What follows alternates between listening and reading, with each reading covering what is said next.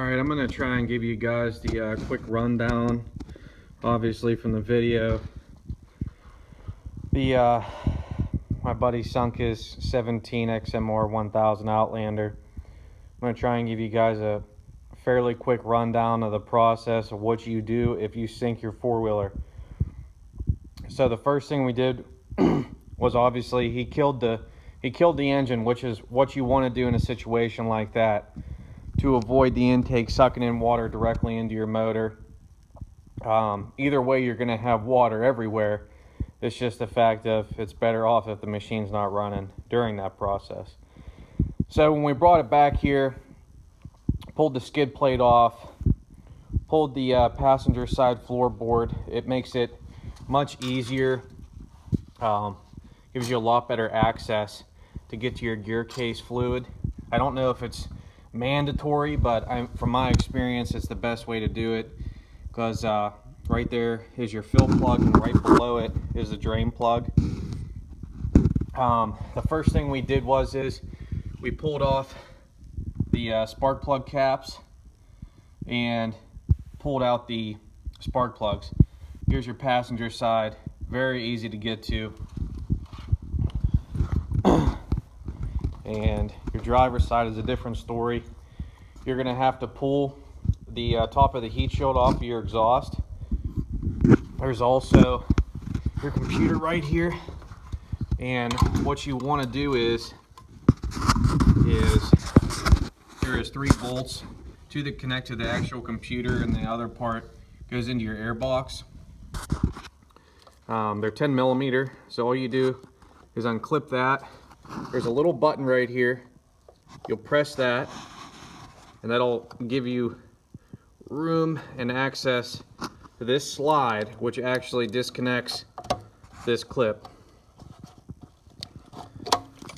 So once that's out of the way, as you can see, there's a final bolt right there, another 10 millimeter to get the heat shield off. Right here would be your drain tube for the air box. You have to disconnect that, and your spark plug is right here, right behind the header. What I also had to do is the outlet for your CVT runs right up here. You're going to have to disconnect that.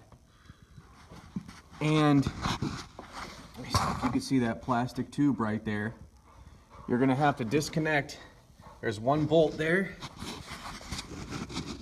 and 1 bolt right here on the inside to disconnect that snorkel so you can get some wiggle room in there. And that is your driver's side spark plug.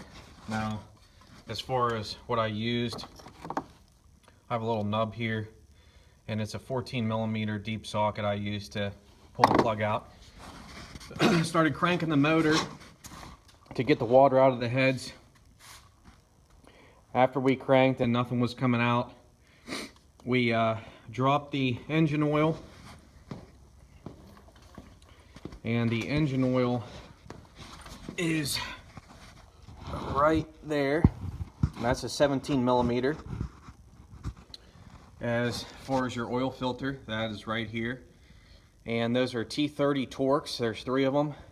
Pull that out, or pull that cover off. It's just like a 4-stroke dirt bike. Same aspect. And needless to say, once we took that spark plug out of there, the oil filter out of there,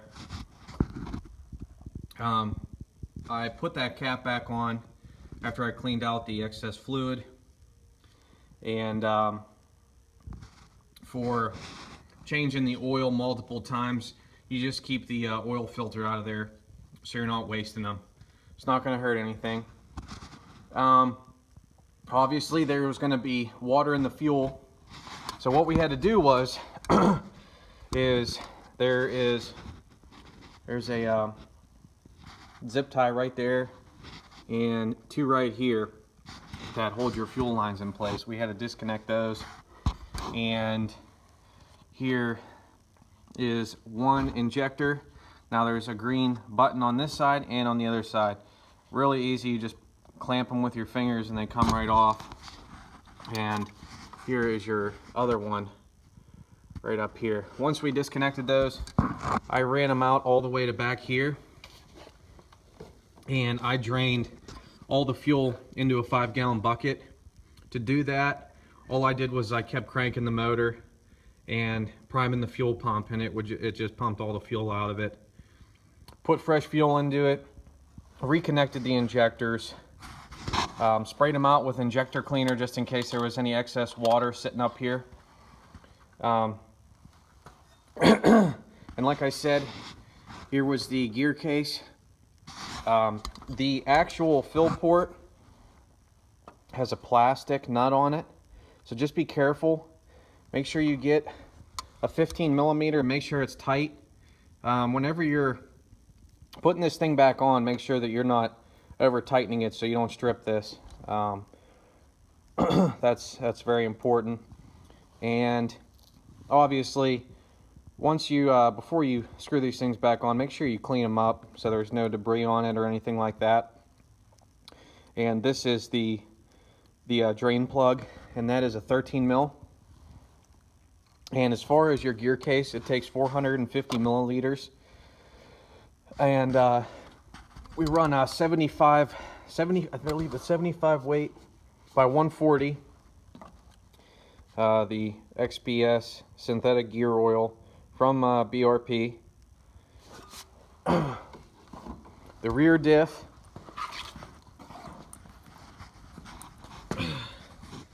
There's the fill port right there, and then there's the little drain plug right there. And the rear takes 75 weight by 140 as well, and it's 250 milliliters. What's up, bud? As far as the front diff fill port is right here, and the drain plug is directly underneath. And they're all Allens for the front and rear diff, and the front diff takes 500 milliliters of 75 weight by 90. As far as draining it goes, I drained the front and rear diff and the gear case 3 times. We're going to run it for a day of riding and drain it a 4th. And as far as the engine oil goes, it was drained 5 times. We have the 6th change in it right now with the actual XPS oil in it from Can Am and a new oil filter. We're going to run that for a day as well.